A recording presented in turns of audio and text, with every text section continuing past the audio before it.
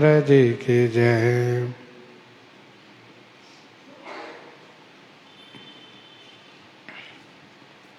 गोस्वामी जी महाराज पूर्व प्रसंग में वर्णन किए, बाली के जो प्रश्न थे श्री राम जी सभी के उत्तर दिए। तब बाली अपने आप को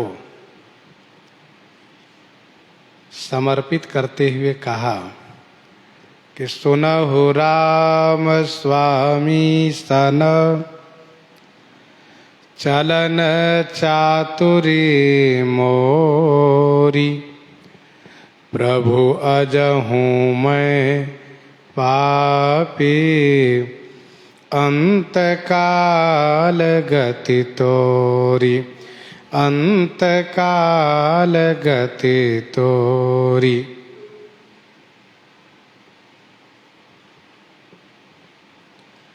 सुनहु राम स्वामी सन चलन चातुरी मोरी। हे श्री राम जी सुनिए, आप जैसे स्वामी से मेरी चतुराई नहीं चल सकती। प्रभु अंत काल तोरी गति मैं अजहूँ पापी। यही है समर्पण करना, समर्पित होना।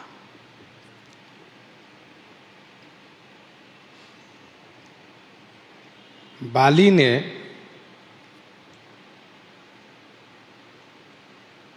श्री राम जी को स्वामी कहा।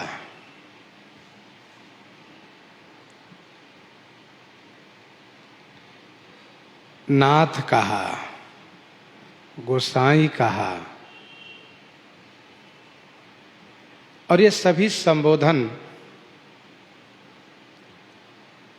यह संकेत कर रहा है कि बाली प्रपन्न हो रहा है। यद्यपि श्री राम जी के बाण से बाली को असहनीय पीड़ा हो रही है, फिर भी यह कह रहा है कि स्वामी आपसे मेरी चतुराई नहीं चल सकती। मैं बड़ा चतुर बन रहा था, लेकिन आपके सामने मेरी चतुराई नहीं चल सकती है। नहीं चल सकी चतुराई, और श्री राम जी के सामने किसी की चतुराई चल भी नहीं सकती।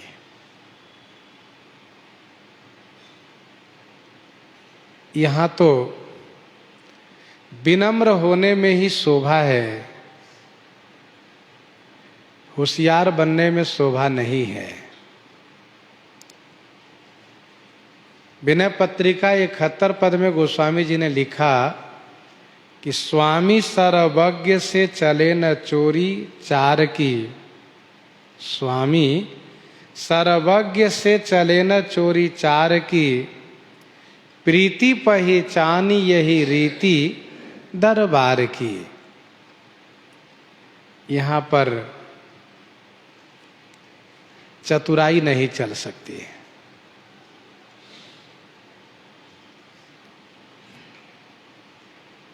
इसी संदर्भ में विनय पत्रिका 262 में गोस्वामी जी ने कहा, यहाँ के सयानप अयानप सहस सम। श्री राम जी के सामने यदि कोई बहुत होशियार बनता है तो गोस्वामी जी कहते हैं कि वह बहुत बड़ा मूर्ख है। श्री राम जी सारद कोटि अमित चतुराई से संपन्न है। भला उनके सामने किसकी चतुराई चलेगी?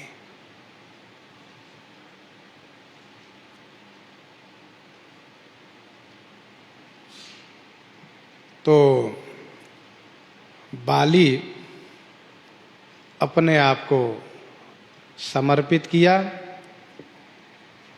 भगवान श्री राम जी के सामने जितनी अधिक सरलता होगी उतना ही अधिक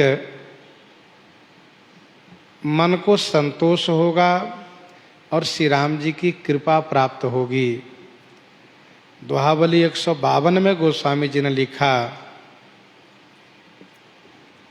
सूधे मन सूधे वचन, सूधे मन सूधे वचन, सूधी सब कर तूती, तुलसी सूधी सकल विधि, रघुवर प्रेम प्रसूति।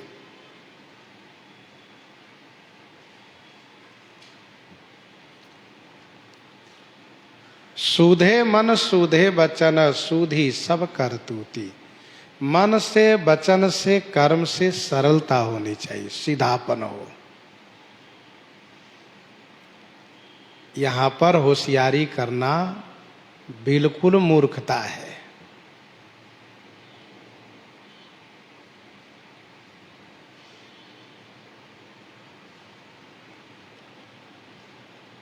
बाली ने कहा कि प्रभु, जब अंत समय में मेरी आपकी गति है, अर्थात मैं आपके शरण में हूं, तो क्या अभी भी मैं पापी ही रहा?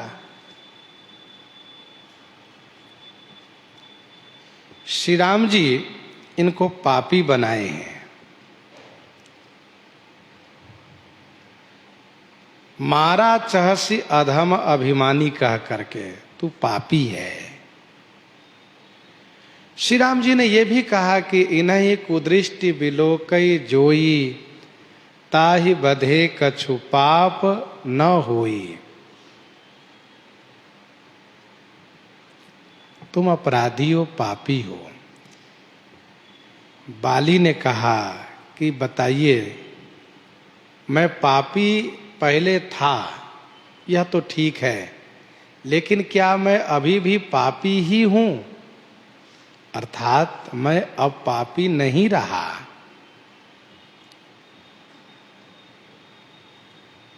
वैसे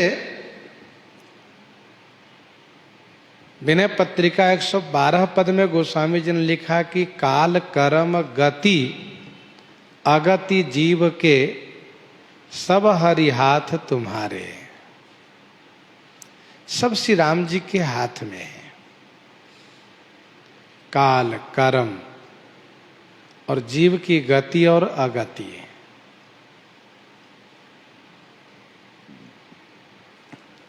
बाली के कहने का अभिप्राय यह है कि जीव जब आपके सन्मुख होता है तो वह पवित्र हो जाता है। यह आपकी वाणी है, सन्मुख होई जीव मोहि जबहि, जन्म कोटि अघ नासहि तबहि।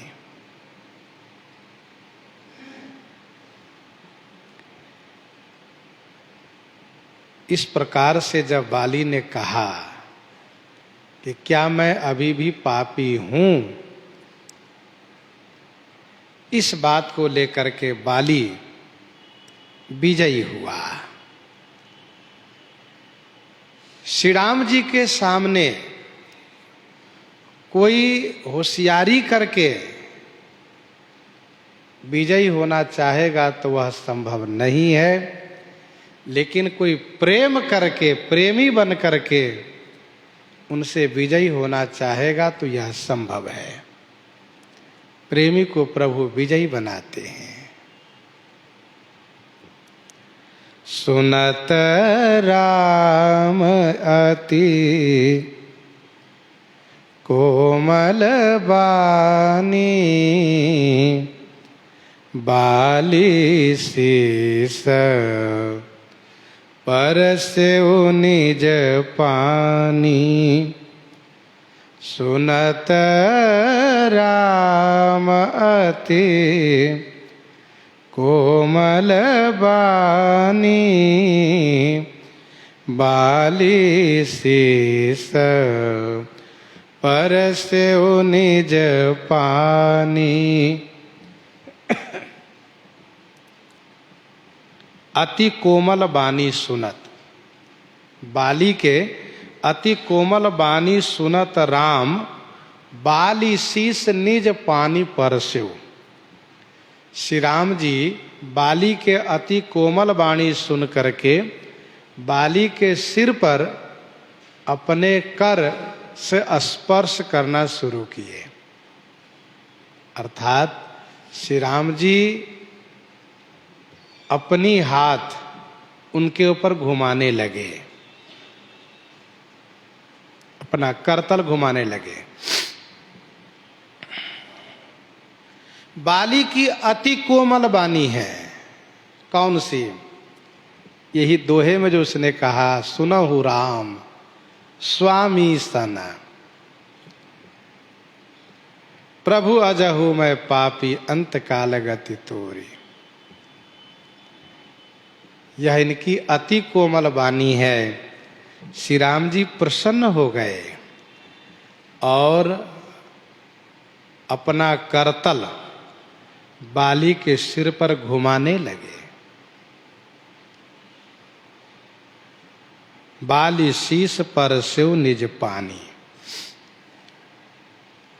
जैसे कर पर सा सुग्रीव शरीरा, तन भा कुलिस भई सब पीरा, वैसे ही बाली शीस पर शिव निज पानी।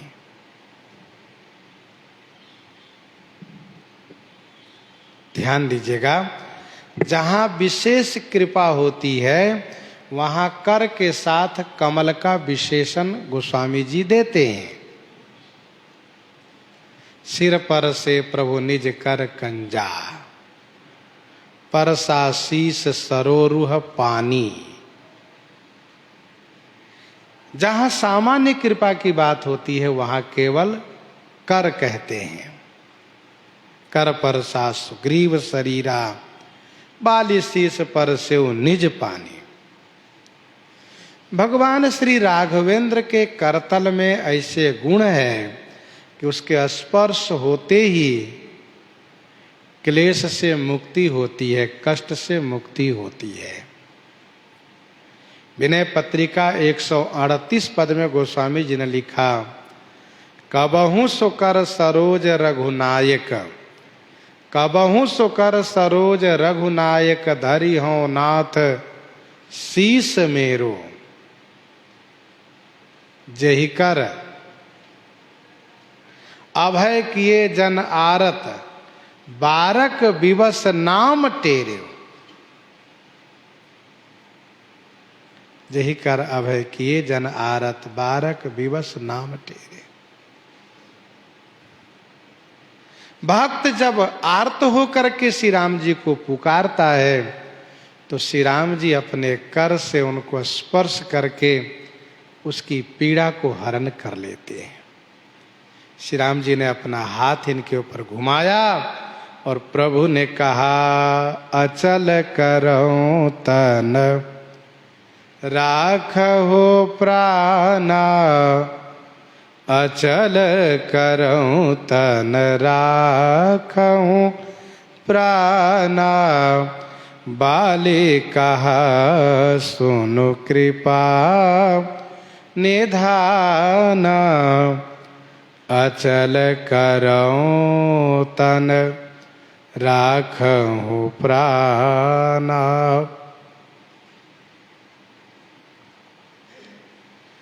अचल करऊं तन राखूं प्राणा। बाली, तुम बार बार शिकायत करते हो कि आपने मुझे मार दिया, अब गुण कवन नाथ मोहि मारा।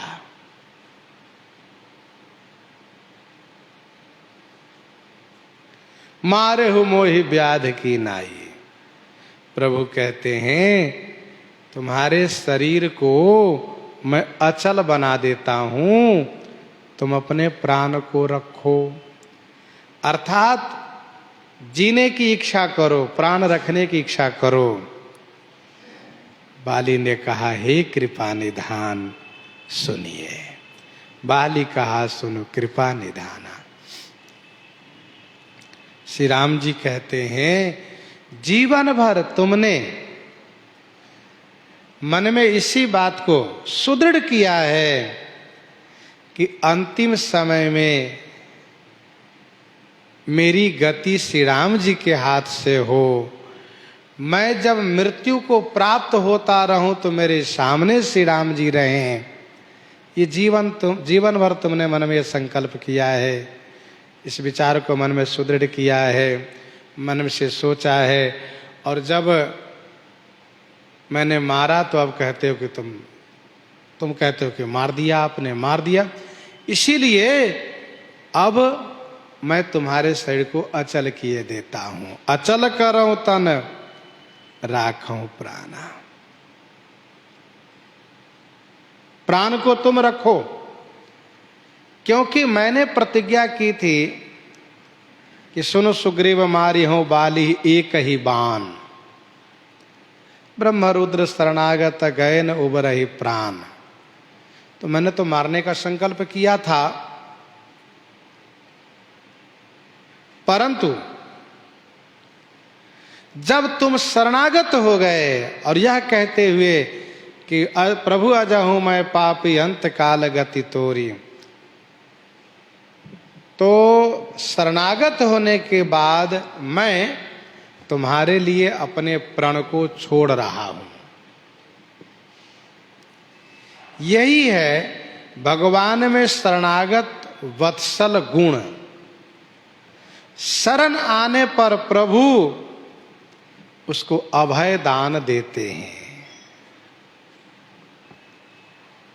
सक्रिदेव प्रपन्नाय तवा स्मृति च याचते अभयम सर्वभूतेभ्यो ददाम्य एतद व्रतम मम।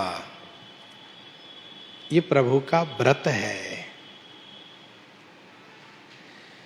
मैंने संकल्प किया था कि ब्रह्म रुद्र शरणागत गए नोबरहि प्राण, अर्थात किसी के शरण में जाने पर प्राण नहीं बचेंगे। बल्कि ये नहीं कहा था मैंने कि मेरे शरण में आने पर भी प्राण नहीं बचेगा। मेरे शरण में आ गए हो इसलिए मैं तुम्हारे लिए प्राण छोड़ता हूं। प्राण रखने की इच्छा तुम करो, तुम ये कहो कि मैं जीना चाहता हूं, मुझे जीवन दान दीजिए, मैं जीवित रहना चाहता हूं, मैं तुम्हारे शरीर को अचल किए देता हूं। यह है प्रभु की दयालुता। तभी तो मारीच कहता है कि मारे मरिए जियाए जीजे। यह सामर्थ्य श्री रामभद्र जी में है कि वह जिनको मारते हैं वह मर जाता है, जिनको जिलाते हैं वह जी जाता है। लंका के समरांगन में राक्षस और बानर दोनों के सब पड़े थे, मृत शरीर पड़े थे, लेकिन केवल बानर भालू ही जीवित हुए उस अमृत के वर्षा से। राक्षस जीवित नहीं हुए, क्योंकि श्री राम जी ऐसा ही चाहते हैं। सरकार ने स्पष्ट कहा कि मैं तुम्हारे शरीर को अचल किए देता हूं, रहो, जीवित रहो, राज भोगो, सुख से रहो। तब वाली ने कहा, हे कृपा निधान सुनिए, आपकी ये बड़ी कृपा है प्रभु, हे कृपा निधान, यह आपकी बड़ी कृपा है। अब मेरी बात सुनिए, ध्यान दीजिएगा। भगवान भक्त के लिए, शरणागत के लिए अपना प्राण छोड़ देते हैं। अच्छा, कुछ लोग कहते हैं कि श्री राम जी प्राण हरने का संकल्प किए थे,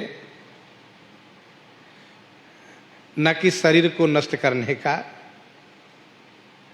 इसलिए प्रभु ने कहा कि अचल करो तन, मैं तुम्हारे शरीर को अचल किए देता हूं, तुम प्राण को रखो। लेकिन आगे छंद में बाली ने स्पष्ट किया है कि आपने शरीर को रखने को कहा।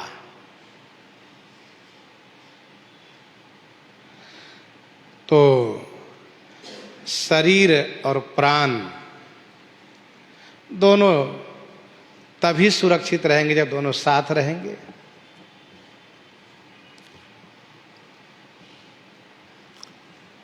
भगवान भक्त के लिए अपनी प्रतिज्ञा छोड़ देते हैं। श्री भरतलाल जी के लिए अपनी प्रतिज्ञा छोड़ दिए निजपन तजी राख्यो पन मोरा छोह स्नेह किन्ह नहीं थोरा। श्री राम जी वन से लौटने को तैयार हो गए। श्री भरतलाल जी से कह दिए, भैया भरत जो कहो वह अभी इसी क्षण करूंगा। द्वापर में भगवान श्री कृष्ण विष्णु पितामह के लिए अपना प्रण छोड़ दिए, जिन्होंने यह प्रतिज्ञा की थी कि मैं युद्ध में अस्त्र शस्त्र छूऊंगा नहीं। लेकिन जब भक्त की रक्षा की बात आई तो भक्त के लिए आप रथ के पहिया ही उठा लिए। तो भगवान शरणागत वत्सल हैं। बाली ने कहा, हे कृपा निधान सुनिए, जन्म जन्म मुनि जतन कराही,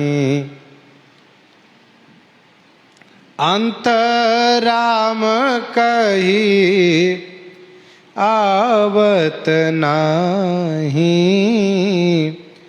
जन्म जन्म मुनि जतन कराही। जन्म जन्म मुनि जतन कराही, अंत राम कही आवत नाही। जन्म जन्म अर्थात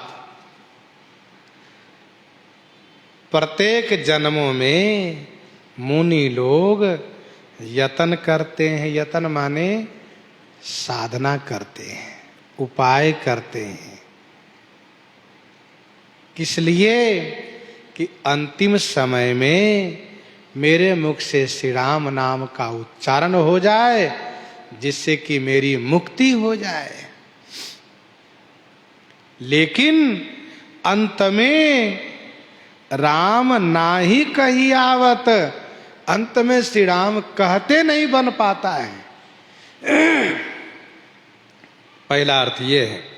दूसरा अर्थ यह है कि मुनि लोग जन्म जन्म में उपाय करते हैं, साधना करते हैं आपको पाने के लिए, और वे अंत समय में राम कह करके मरते हैं तो आवत नाही।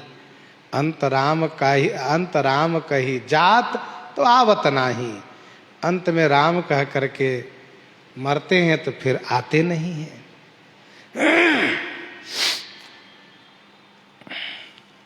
पापी उजाकर नाम सुमिरहि, अति अपार भव सागर तरहि। पापी हो जाकर नाम सुमिरहि, अति अपार भव सागर तरहि। जाकर नाम मरत मुख आवा, अधमौ मुकुत होई श्रुति गावा। तो दूसरे अर्थ में यह है कि अंत में श्री राम कह करके आपके धाम को जाते हैं, फिर वापस नहीं आते। पहला अर्थ यह है कि अनेक जन्मों में उपाय करने के बाद भी अंत में श्री राम नाम का उच्चारण नहीं कर पाते हैं, ऐसा आपका नाम दुर्लभ है। गीतावली अरण्य कांड 13 पद में श्री जटायु जी इसी संदर्भ में कहते हैं, 13 पद में, जाकर नाम मरत मुनि दुर्लभ, जाकर नाम मरत मुनि दुर्लभ, तुम ही कहां फिर पई हूं। मरते समय में जिनका नाम मुनियों के लिए भी दुर्लभ है, कठिन है, अप्राप्त है।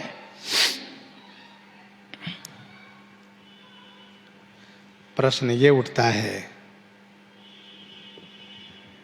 कि जब जन्म जन्म यत्न करते हैं, अंत में श्री राम नाम उच्चारण नहीं होगा तो उसकी मुक्ति नहीं होगी, तब तो उनकी साधना व्यर्थ गई। इसका उत्तर यह है,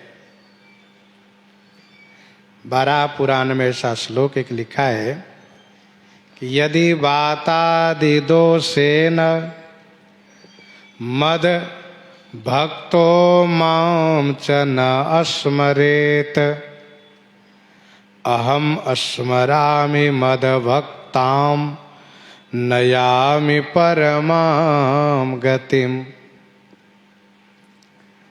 यदि बातादि दोषेन मद्भक्तो मां च न स्मरेत, यदि कफ पित्त वायु के प्रकोप के कारण भक्त यदि अंतिम समय में श्री राम नाम का स्मरण नहीं कर पा रहा है, नहीं बोल पा रहा है, तो प्रभु कहते हैं कि अहम स्मरामि तम भक्ताम, अहम स्मरामि मद भक्तम, उस भक्त को मैं स्मरण करता हूं और उसे परम गति को देता हूं। कहने का भाव यह है कि भजन करने वाले यदि अंत में नाम उच्चारण नहीं कर पा रहे हैं तब भी उसको मुक्ति होगी, ऐसा बारह पुराण में लिखा है। क्योंकि अंतःकरण से उनका मन श्री राम नाम में ही तल्लीन रहता है, वह नाम लेने के लिए कोशिश करता है, नाम लेता है अंदर से, पर कंठ कफ से अवरुद्ध होने के कारण बोल नहीं पाता है। इसलिए धर्मशास्त्र कहता है अंतःमति ही सा गति ही। वहां बोलने की बात नहीं है, अंतःमति, अंत में जहां मति जाएगी वही गति होगी। बाली कहते हैं कि जन्म जन्म मुनि जतन कराही, अंतराम कही आवत नाही। संतों में इसका दोनों अर्थ प्रचलित है। एक तो अंत समय श्री राम कहते नहीं बन पा रहा है, इतना दुर्लभ है आपका नाम, फिर भी मुक्ति उसकी होगी, ये बात स्पष्ट हो गई बारह पुराण से। और दूसरे अर्थ में यह है कि अंत में श्री राम कह करके शरीर से निःसरित होने के बाद फिर वे आवत ना ही आपके धाम को जाते हैं। जासु नाम बल शंकर काशी, जासु नाम बल शंकर काशी,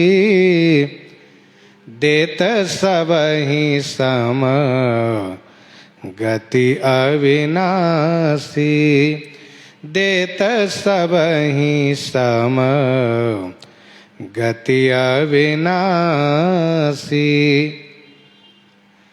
जासु नाम बल शंकर काशी, देत सबहि सम गति अविनाशी। जिनके नाम के बल से श्री शंकर भगवान काशीपुरी में सबहि अविनाशी समगति देत, आहा, जिनके नाम के बल से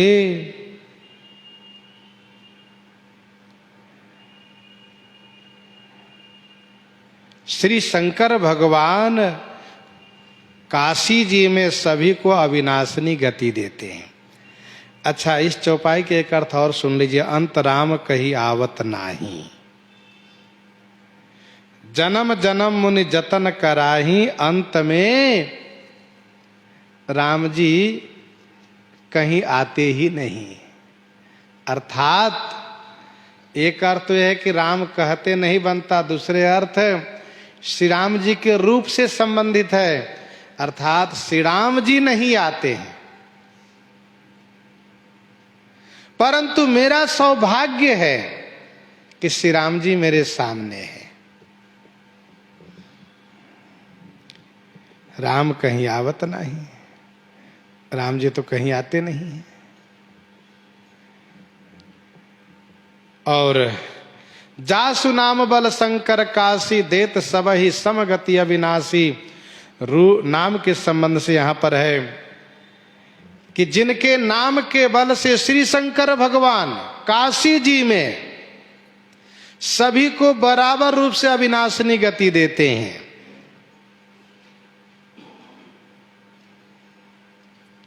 सभी को।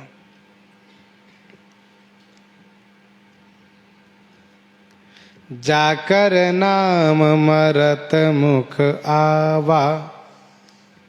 ये नाम की महिमा है। परंतु काशी जी में भगवान शिव स्वयं सुनाते हैं। ध्यान दीजिएगा, प्रथम चौपाई में ये हुआ, प्रथम चौपाई के अर्थ में ये कहा वाली ने कि वे राम नहीं कह पाते हैं, राम नाम नहीं ले पाते हैं। नाम के पक्ष में अर्थ यह है। और इस चौपाई में बाली कहते हैं कि काशी जी में लेने के लिए प्रयास करें या न करें, भगवान शिव स्वयं उसके दक्षिण कान में, दाहिने कान में श्री राम नाम सुनाते हैं। शंकर हैं, सबके लिए कल्याण करता है। सम कल्याणम करोति इति शंकरः, सबके प्रति कल्याण की भावना रखने वाले और सभी को सम बराबर रूप में अविनाशिनी गति देते हैं। देत सब ही सम गति अविनाशी।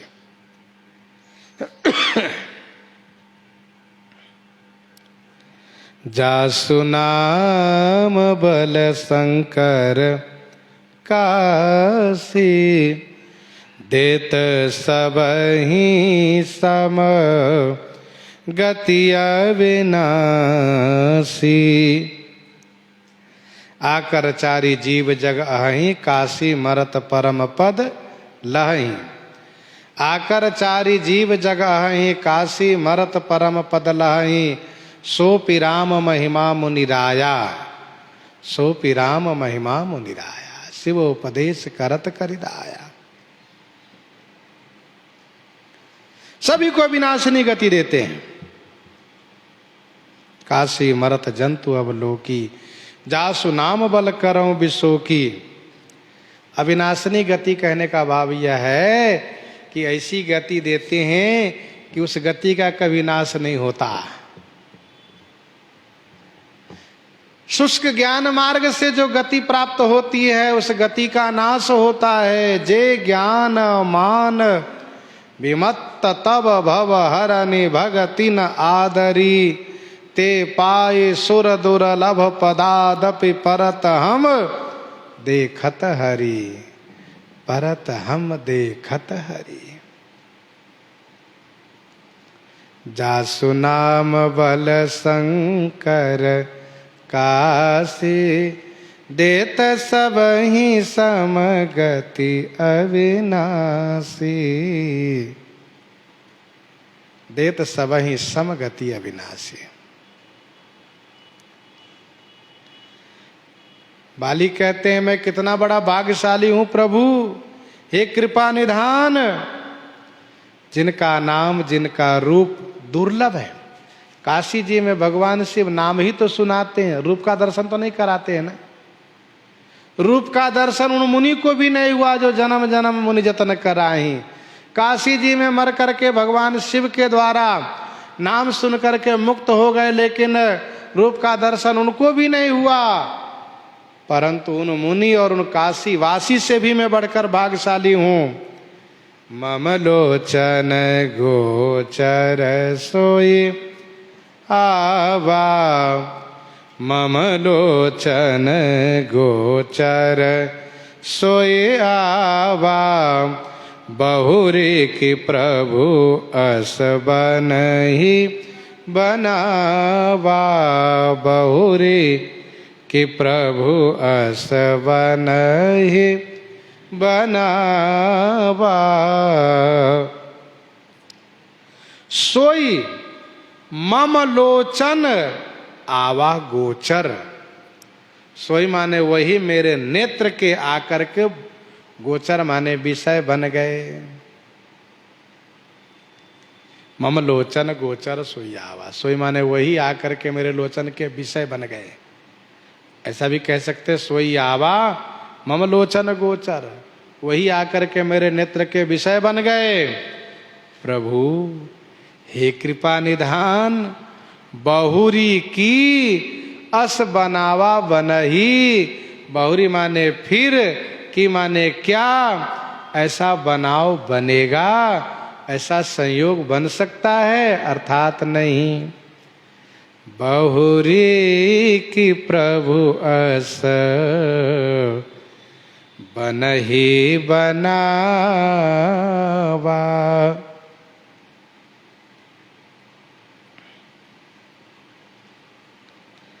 नयन विषय मोह कह भयो सो समस्त सुख मूल। सबई लाभ जग जीव कहाँ भय ईस अनुकूल। ऐसा श्री मिथिलेश जी कहते हैं। ममलोचन गोचर सोयावा बहुरी की प्रभु अस बनहि बनावा। सो नयन गोचर जासु गुण नित नेति कही श्रुति गावहीं। जीति पवन मन गो नीरस करी मुनि ध्यान कबहु पावहीं। मुनि ध्यान कबहु पावहीं। जासु गुण श्रुति नित नेति कही गावहीं। सो नयन गोचर मुनि पवन मन जीति गो नीरस करी कबहुक ध्यान पावहीं। सो नयन गोचर अर्थात जिनके गुण को भगवती श्रुति नित्य रोज नयति, इतना ही नहीं, मैंने जो कहा वह इतना ही नहीं है, और है, उसकी कोई इति नहीं है, ऐसा कह करके नित्य गायन करती हैं। जिनके गुणों को श्रुति नित्य न इति कह करके गायन करती हैं, गाती हैं नित्य, पर रोज यही कहती हैं श्रुति इतना ही नहीं है, इतना ही नहीं है, और है। नेति नेति जेहि वेद निरूपा। नेति नेति जेहि वेद निरूपा। निजानंद निरूपा धियनूपा। निजानंद निरूपा धियनूपा। नेति नेति जेहि वेद निरूपा। निजानंद निरूपाधि अनूपा।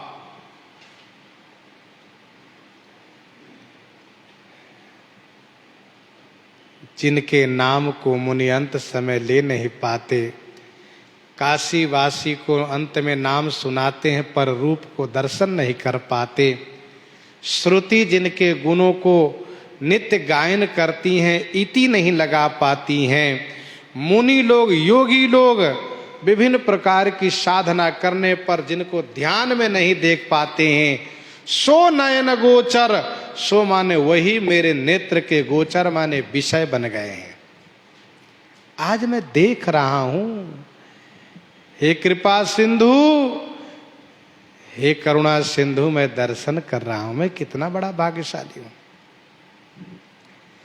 इससे स्पष्ट हो गया कि बाली का यही अनुसंधान था, भाव था, जीवन भर इसने उस भाव को संजोया है कि अंत में मैं प्रभु श्री राघवेंद्र के सामने अपने शरीर का परित्याग करूं। बाली कहते हैं, जीति पवन मन गो नीरस करी।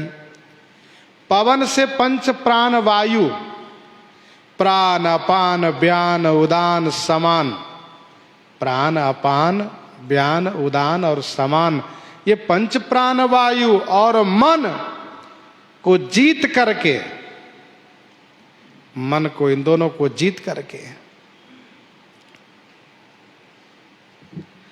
प्राण और मन और वायु, प्राण वायु और मन दोनों का तालमेल एक है। इसलिए पंच प्राण वायु को जीता जाता है कैसे? उस पंच प्राण वायु को ब्रह्मांड में चढ़ा करके प्राणायाम द्वारा पंच प्राण वायु को ब्रह्मांड में चढ़ा करके उस पर विजय पाया जाता है। मन को अपने अधीनस्थ करके उस पर विजय पाया जाता है।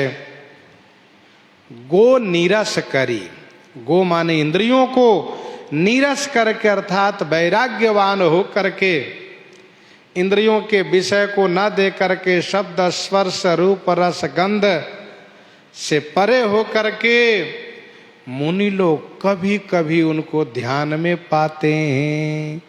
मुनि ध्यान कबहु क पावहीं,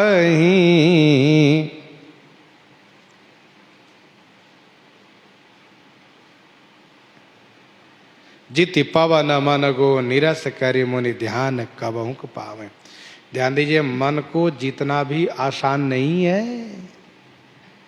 मन के जीते जीत है, मन के हारे हार, प्रसिद्ध कहावत है। मन को जीत लेना इतना आसान नहीं है, समझना चाहिए।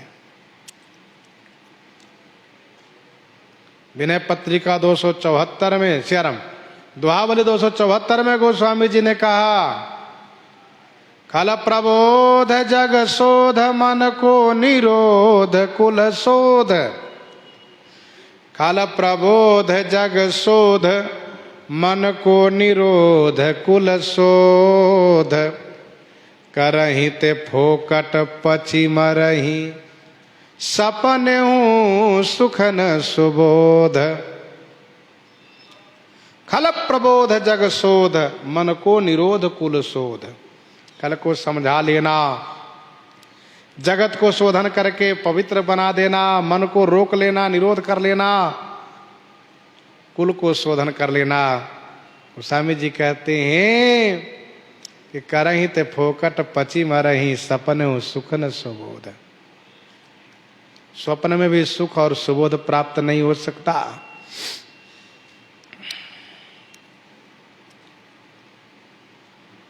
अर्थात बड़ा कठिन है। तभी तो गोस्वामी जी दुहावली 51 में कहते हैं, रे मन सबसे नीरस होई। क्यों? क्योंकि मन सबसे सरस होता रहता है। रे मन सबसे नीरस होई। मन ने कहा तो फिर हमारी आदत है सरस होने का। गोस्वामी जी ने कहा, सरस राम से होहि भलो सिखावन देत हैं। निषिदिन तुलसी तोहि। तुलसीदास तुम्हें नित्य शिक्षा देता रहता है, रे मन सबसे निरस हो करके और श्री राम जी में सरस हो जाओ। तो पंच प्राण वायु और मन को जीत करके, इंद्रियों को निरस करके, पंच विषय से विजयी हो करके मुनि कभी आपको ध्यान में पाते हैं। सो मेरे नेत्र के आगे विषय बन करके प्रभु हैं आप उपस्थित। मोहि जानी अति अभिमान बस प्रभु कहे राखो शरीर ही। अस कवन सठ हठि काटे सुरतरु बारी करही बबूरही। मोहि जानी अति अभिमान बस प्रभु कहे राखो शरीर ही। मोहि अति अभिमान बस जानी। प्रभु मोहि अति अभिमान बस जानी शरीर ही राखू कहे हूं। स्वामी आपने मुझ बाली को अतिशय अभिमान के बस देख करके आपने कहा कि बाली तुम अपने शरीर को रखो, प्राण को रखो, मैं तुम्हारे शरीर को अचल किए देता हूं। आपने शरीर रखने के लिए कहा स्वामी।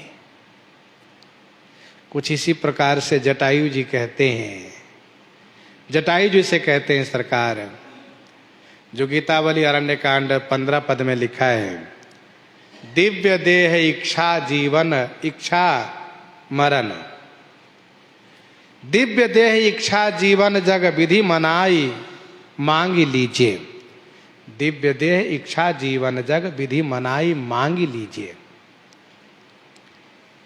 अर्थात दिव्य शरीर इच्छा जीवन आप ब्रह्मा जी से मांगिए, आपको मिल जाएगा, प्राप्त हो जाएगा। सरकार ने जटायु से भी कहा था शरीर आप रखिए, बाली से भी कहा शरीर रखिए। बाली कहते हैं प्रभु आपने मुझे अतिशय अभिमान बस समझा। आपने कहा भी मूढ़ तो ही अतिशय अभिमाना नारी सिखावन करसिन काना।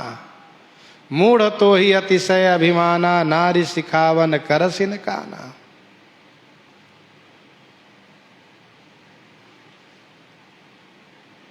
मुझे अतिशय अभिमान के वश होने से आपने कहा शरीर को रखिए। सरकार अस कवन सठ हठी काटे सोर तरु बारी करही बबूरही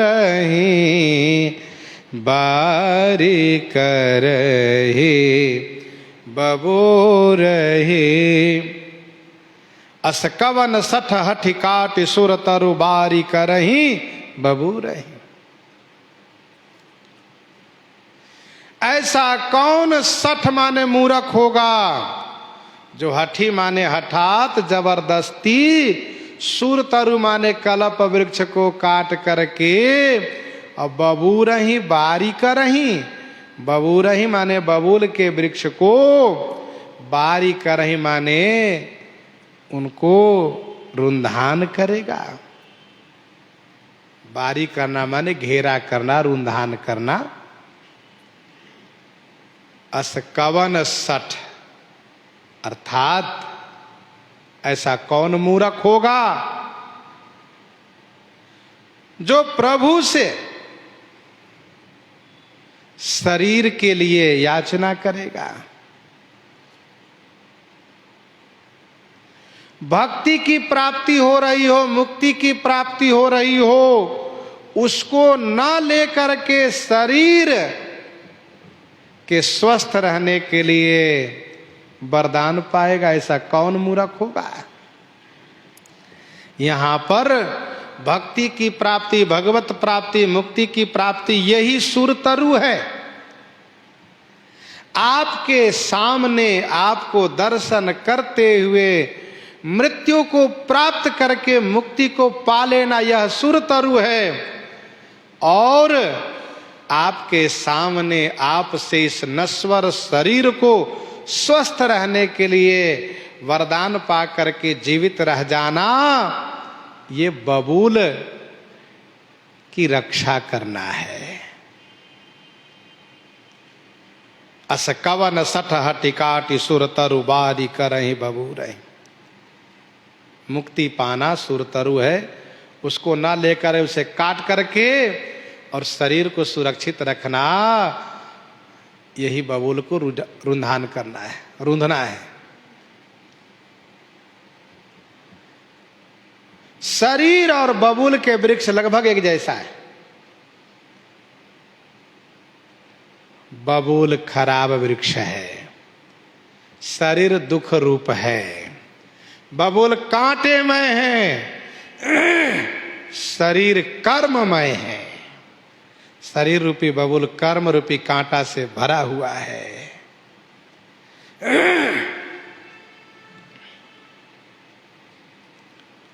ऐसा कौन मूर्ख होगा जो कल्प वृक्ष को काट करके और बबूल की रक्षा करेगा। अर्थात आपको पाकर भी और आपको त्याग करके अपने शरीर को चाहेगा। सरकार अब नाथ करी करुणा बिलो कहू देहु जो बर मागऊं जही जो निजनमो करम बस जही जो नि जन्मो करम बस तह राम पद अनुरागऊं तह राम पद अनुरागऊं। हे नाथ अब करुणा करी बिलो कहूं। सरकार अब करुणा भरी दृष्टि से मुझ बाली की ओर देखिए और जो वर मांगूं देहू, जो वरदान मैं आपसे मांगता हूं उसे दीजिए। कर्म बस जेहि जोनि जन्मो, अपने कर्म के वश हो करके जिस जोनि में मैं जन्म लूं वहां, तह माने वहां, आप श्री राम के पद माने चरण में अनुराग करता रहूं। बस यही मेरी इच्छा है, मेरा मांग है यह। अब नाथ करी करुणा बिलो कहू। श्री राम जी बाली के प्रति क्रोध में भर के देख रहे थे। अरुण नयन सर चाप चढ़ाए। बाली कहते हैं सरकार अब क्रोध भरी दृष्टि से नहीं, गुस्से में नहीं, प्रेम करुणा से पूरित होकर के करुणा भरी दृष्टि से अवलोकन कीजिए। अब नाथ करी करुणा बिलो कहूं देहु जो वर मांगो। मैं आपसे एक वरदान मांगता हूं, आप मुझे दीजिए। क्या चाहिए बाली? बाली ने कहा सरकार मुझे तन नहीं चाहिए, ये शरीर नहीं चाहिए, क्योंकि ये शरीर आपका अपराधी है, आपको दुर्वचन कहा है, आपके आश्रित सुग्रीव को मारा है, इसलिए शरीर मुझे नहीं चाहिए। मुझे तो आपकी कृपा चाहिए, कृपा भक्ति चाहिए। मैं इस शरीर को नहीं चाहता, इसका मतलब ये नहीं कि शरीर ही नहीं चाहता हूं, मुझे जन्म हो, परंतु उस शरीर में आपकी मैं भक्ति करूं। ये बाली का सत्व विचार है, सात्विकता पूर्ण विचार है।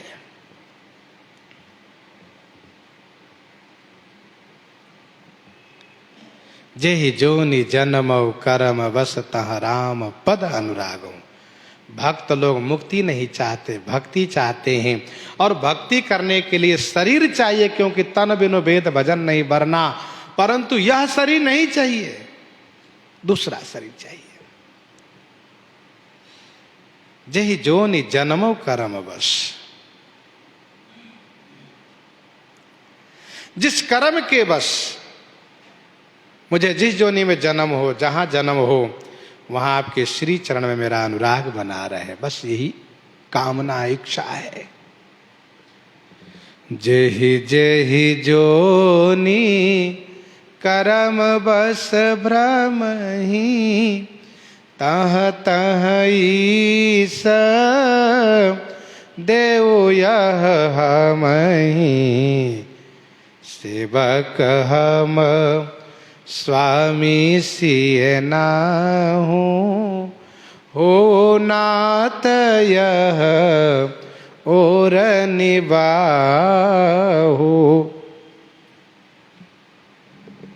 जही जही जोनि कर्म बस भ्रम ही, तह तह ईश देव यहाँ में। ये अयोध्या वासियों की कामना है। गोस्वामी जी महाराज विनय पत्रिका 103 में प्रार्थना करते हैं, यह विनती रघुवीर गोसाई, और आस विश्वास भरोसो हरऊ जीव जड़ताई।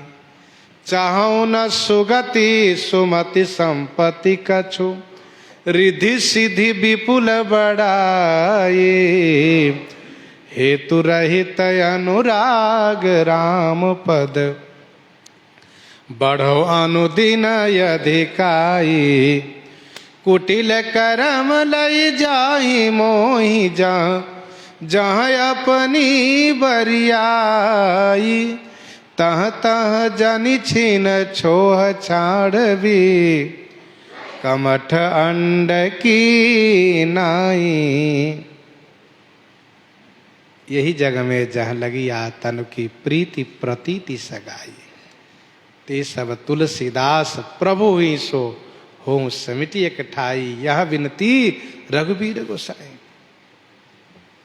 कुटिल कर्म ले जाहि मोहि जहाँ जहाँ अपनी बरियाई, मेरा कुटिल कर्म जहाँ ले जाए अपनी जबरदस्ती से, लेकिन आपसे मेरा प्रेम बना रहे, आपकी भक्ति बनी रहे, यही कामना है। विनय पत्रिका 57 पद में गोस्वामी जी कहते हैं, यत्र कुत्रापि मम जन्म निज कर्म बस भ्रमत जग जोनि संकट अनेकम।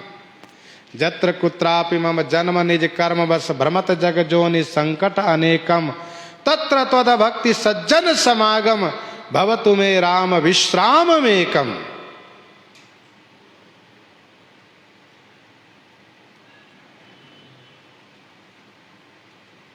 अर्थ न धर्म न काम रुचि,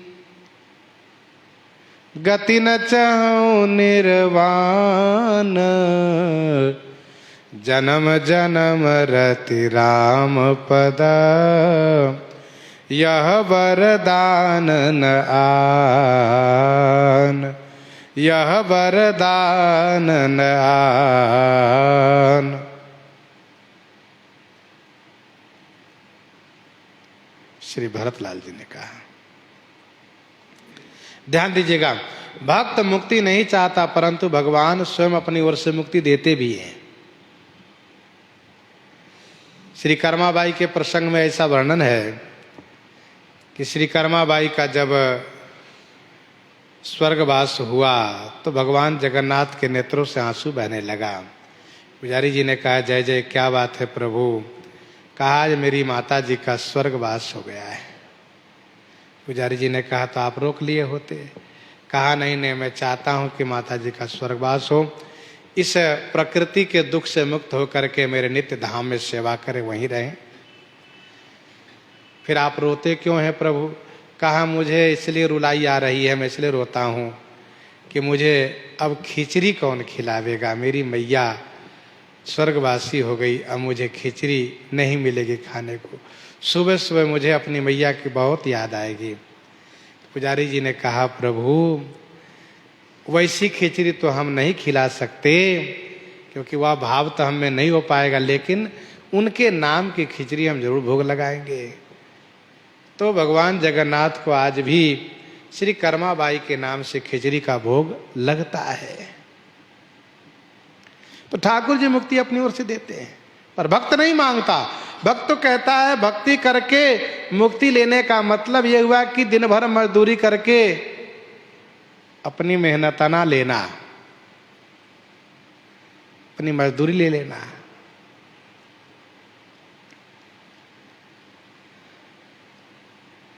बाली श्री राम जी से इस प्रकार से कह ही रहे थे कि इसी बीच अंगद आ गए। एकदम से अंगद जी की ओर बाली की दृष्टि गई, और बाली ने जैसे देखा अंगद जी की ओर, इनकी ममता उमड़ पड़ी, और बाली ने कहा, यह तनय मम सम विनय बल, कल्याण प्रद प्रभु लीजिए गही बाम, सुर नर नायापन दास अंगद कीजिए, दास अंगद कीजिए। प्रभु हे कल्याण प्रद,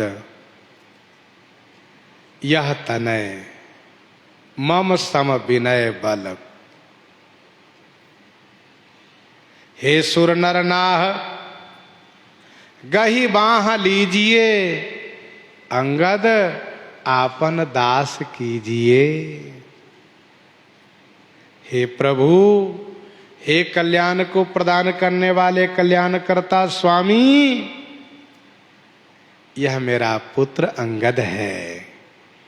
इस अंगद को मेरे समान समझिए, क्योंकि धर्मशास्त्र का यह मंत्र है, आत्मा व जायते पुत्रः। श्रुति वाक्य है, आत्मा वही जायते पुत्रः। यह मेरा पुत्र मेरे ही समान विनयी है और बलवान है, अर्थात विनम्र है और बलवान है। स्वामी, आप सुर नर नाह हैं, देवता और मुनियों के नाह माने स्वामी हैं, पति हैं। आप इसकी बाह पकड़ करके अपना लीजिए। बाली ने यूं कहते हैं, प्रभु ये मेरा बेटा है, मेरे न रहने पर यह बिल्कुल मुरझा जाएगा। मैं आपसे सत्य कहता हूं, मुझे न तो तारा के लिए शोक है, न प्रजाजनों के लिए शोक है, न मुझे अपनी मृत्यु का शोक है, लेकिन मुझे अपने अंगद के लिए शोक है। यह अंगद जो स्वर्ण का बाजूबंद पहनने वाला, सोने का अंगद पहनने वाला यह अंगद उसी प्रकार से मेरे न रहने पर सुखा जाएगा, जिस प्रकार से पानी के न रहने पर तालाब सूख जाता है, कमल सूख जाता है। सरकार, यह मुरझाने न पावे, यह सूखने न पावे, इसको आप अपना लीजिए। यूं कहते हुए वाली अंगद का हाथ लेकर के श्री राम जी के हाथ में दे देते हैं, अर्थात बाली अपना पुत्र दान श्री राम जी के हाथ में करते हैं। लोग कन्या दान करते हैं, बाली ने पुत्र दान किया।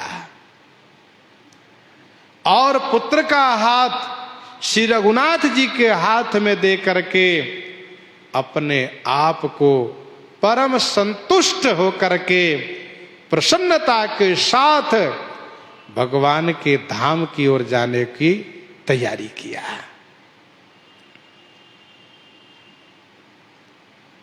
यह तनय मम सम विनय बल, कल्याण प्रद प्रभु लीजिए, कही बाह सुर नर नाह आपन, दास अंगद कीजिए। यह कह करके श्री राम जी के चरण में सुदृढ़ प्रीति करता है। श्री राम जी को अवलोकन करके अब मृत्यु को प्राप्त होना चाहता है, भगवान के धाम को जाना चाहता है, परंतु अभी बाली को श्री राम जी के सन्मुख दर्शन का योग लगा है, संयोग है। प्रसंग को हम आप यहीं पर हृदयंगम करते हैं। आइए श्रवण करते हैं श्री विनय पत्रिका से।